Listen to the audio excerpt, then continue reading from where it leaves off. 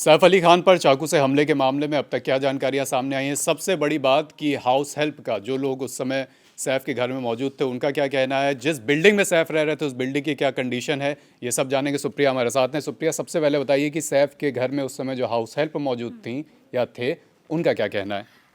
इस पूरे मामले में ना सबसे ज़्यादा सवाल जो अभी उठ रहे हैं, मतलब अनुमान के तौर पर शक जो रहा है वो हाउस हेल्प पे लग रहा है, क्योंकि सबसे पहले ऐसा दावा किया जा रहा है और बताया जा रहा है, लेकिन पुलिस की तरफ से ऑफिशियल कोई स्टेटमेंट नहीं है। ये सिर्फ कयास है कि सबसे पहले जो उनकी हाउस हेल्प थी उसने ही उसको देखा है हमलावर को। तो जो हाउस हेल्प ने पुलिस को अभी फ़िलहाल के लिए बताया है, इसमें सबसे बड़ी चीज़ कि अभी पुलिस उनको अपने साथ पूछताछ के लिए ले गई है। बांद्रा का जो थाना है, मुंबई क्राइम ब्रांच की टीम उनको लेकर गई है, वहाँ पूछताछ हो रही है।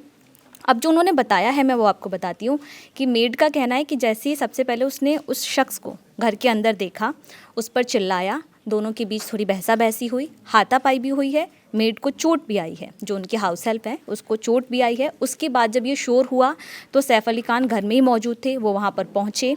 और उसके बाद उस जो शख्स है, जो आरोपी है, उन्होंने सैफ पर अटैक कर दिया। इसमें पुलिस और जो बाकी चीज़ें हैं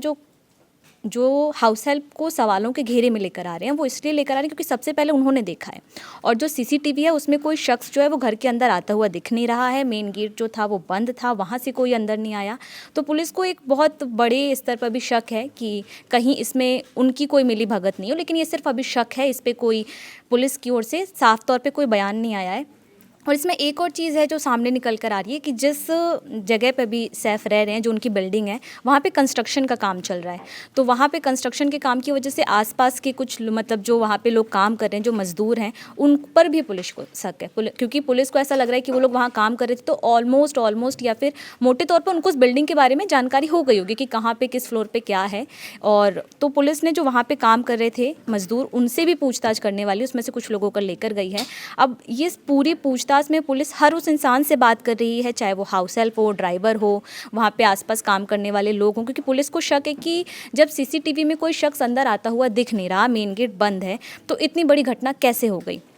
इसके अलावा जो फॉरेंसिक टीम है वो उनके घर पहुंची थी, उसने जांच की है। तो जब फॉरेंसिक टीम के अधिकारियों से पूछा गया कि आपको क्या जानकारी मिली है, कोई सबूत मिला है कि नहीं मिला है, तो फॉरेंसिक टीम की ओर से ये तो साफ कह दिया गया है कि फिंगरप्रिंट्स मिल गए हैं, लेकिन वो फिंगरप्रिंट्स किसके हैं ये तो खैर जांच के बाद पता चलेगा। और कहाँ कहाँ से मिले हैं इस पर भी फॉरेंसिक टीम ने भी साफ तौर पे कुछ नहीं कहा है कि ये कहाँ से फिंगरप्रिंट्स उन्हें मिले हैं, दरवाजे से मिले हैं, घर के किस हिस्से में मिले हैं, या फिर जहाँ पे ये कहा जा रहा है कि हाथापाई हुई थी, चोट लगी है, और ये सब उनको कहाँ से मिले। बस उन्होंने ये कहा कि अभी मोटे तौर पर ये जानकारी है, जैसी चीज़ें और पुष्टि के साथ बाहर आती हैं वो मीडिया को इस बारे में अपडेट करेंगे। और जिस समय ये पूरी घटना हुई थी उस समय करीना और जो बच्चे हैं वो भी घर पे मौजूद थे, तो ये एक सुरक्षा में चूक तो है ही, लेकिन पुलिस को सबसे ज़्यादा शक इस समय जो उनके घर के आसपास या फिर जो उनके घर में काम करने वाले लोग हैं, मदद करने वाले ड्राइवर, हाउस हेल्प या फिर जो भी बाकी लोग हैं, उन पे भी पुलिस को शक है। तो पुलिस अपनी हर उस पुष्टि के लिए ज़्यादातर लोगों से पूछताछ कर रही है जो उस समय वहाँ मौजूद थे।